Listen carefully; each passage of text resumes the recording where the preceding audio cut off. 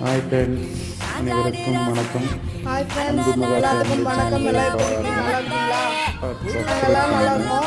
என் தங்கச்சிக்கு ஞாயிற்றுக்கிழமை வளகாப்பு. என் தங்கச்சி வந்து இன்னொரு தங்கச்சி வந்து மெகந்தி போடுறாங்க. வாங்க பார்க்கலாம்.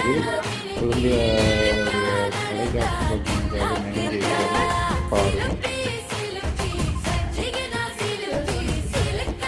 அவளுக்கு முன்னே தரணும் போட்டு